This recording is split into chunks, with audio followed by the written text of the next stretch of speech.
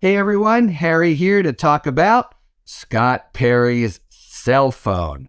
So, it's been shrouded in mystery and under wraps for many months since last summer when we know it was seized by the FBI. And we further know that they just took a quick picture of everything on it and returned it to him. And the question's been what happens to that evidence that was on there that they had a warrant to get. And it's now much clearer, but we don't know the end of the road yet. So he has litigated to say, you can't look at any of this stuff because I'm a legislator, and the speech or debate clause, that's the, clause du jour between him and Pence, says that basically you can't question legislators for things they do or say in session, the idea being to give wide berth for legislators to debate the right things to do, maybe even defame people to figure out what's best for the country as a whole and the like. So they have protection for what the Supreme Court has said are legislative acts. We know that as a general standard. We don't exactly know what that means. They haven't had much occasion, the courts, to really kind of elaborate on what's a legislative act and what isn't. Now, Perry has advanced a very, it seems to me, far-fetched and dubious and even brazen interpretation. Remember who Perry is. He is thick as thieves, literally, in the plot to stage a coup in the Department of Justice as one very plausible way to get the election overturned. The idea was going to be that, as Trump put it, just write a letter under the aegis of the Department of Justice saying, we think there may be problems. We see possible fraud, just a little bit, of an ominous letter like that, and said, Trump, leave it to the Republican congressman and me to take care of it. So they were going to try to leverage those suggestions that something was amiss. We don't even know what, to basically get the Georgia legislature to change direction, put in electors for Trump, really throw the whole thing. And we start with Georgia, but there were, 4 or 5 other states. Could have thrown the whole thing into bedlam. There was just one little problem, which is the Department of Justice had not concluded there was anything untoward in Georgia, just the opposite. It had concluded everything was fine in Georgia.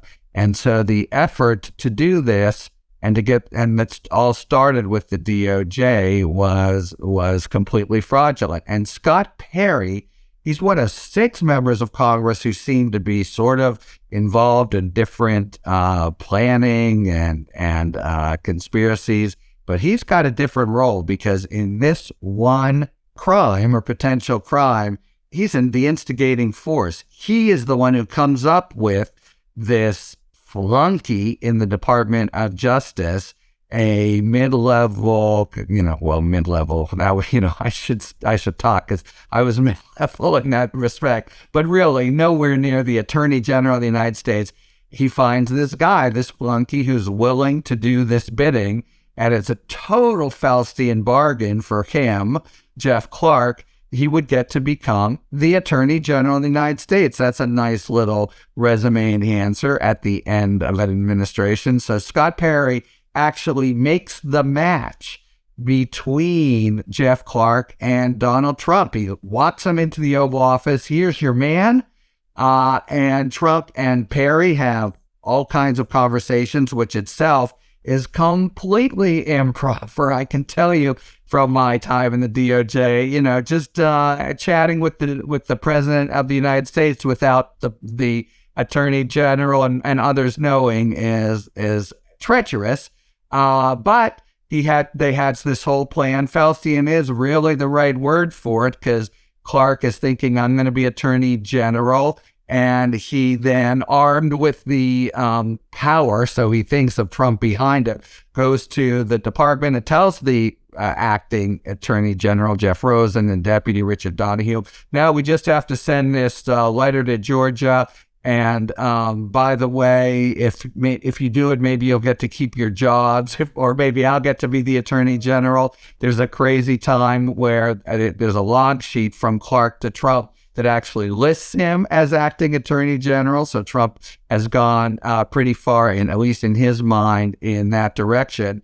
And this is what causes the entire leadership of the Department of Justice to storm over there to the White House, and with Pat Cipollone, on their side, saying, you cannot do this. And if you do, Mr. President, everybody is resigning. And only then did he back down.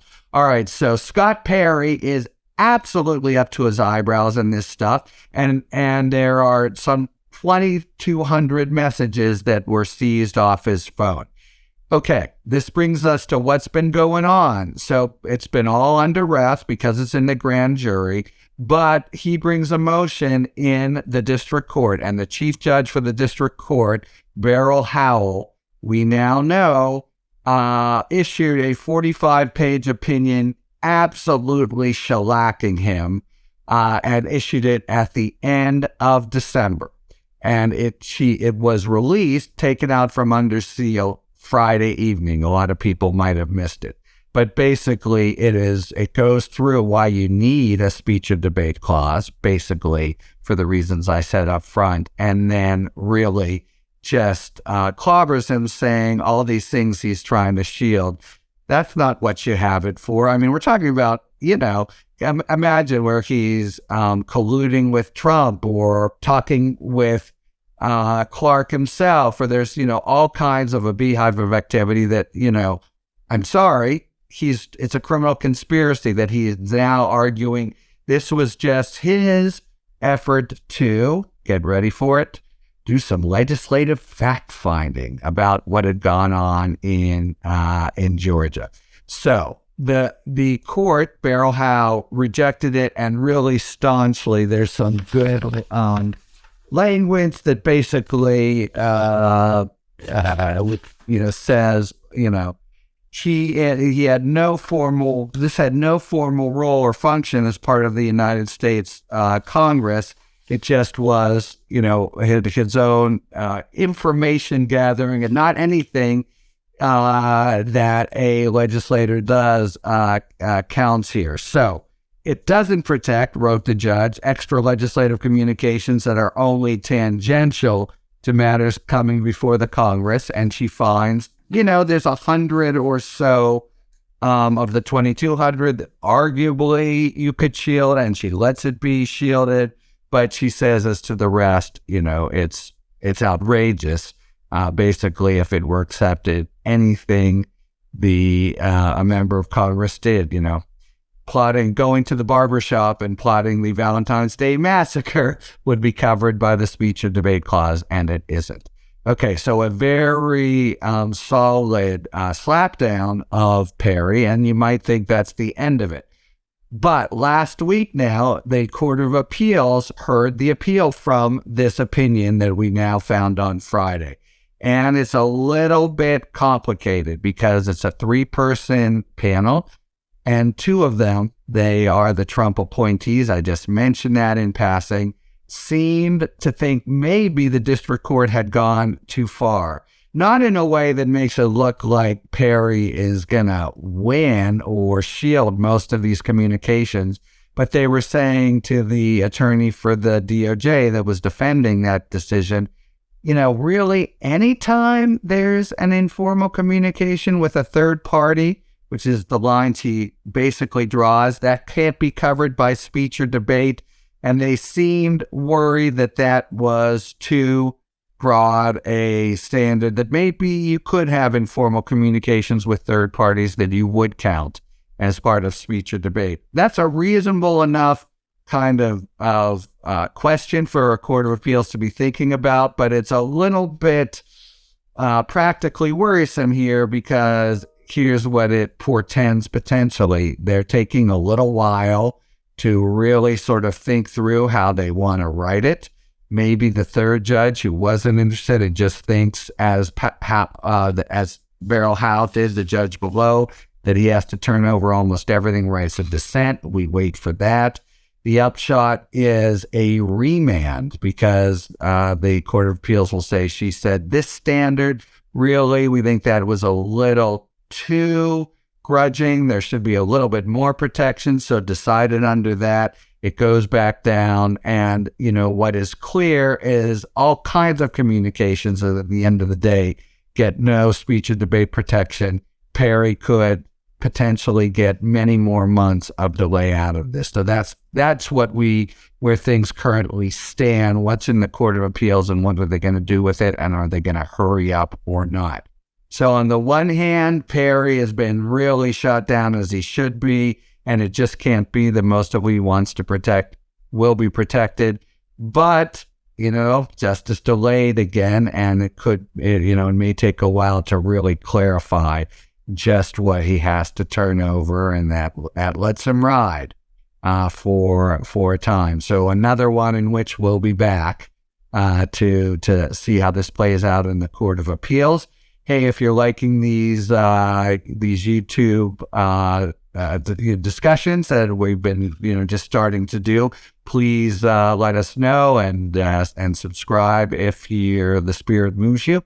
But lots more coming down the pike on this and other things. And when it does, I'll be there to give you more discussion and more of my 2 cents via these YouTube videos. Until then, talk to you later. Thanks for tuning in. If you enjoyed this video and other Talking Feds content, please take a second to like and subscribe. Talk to you later.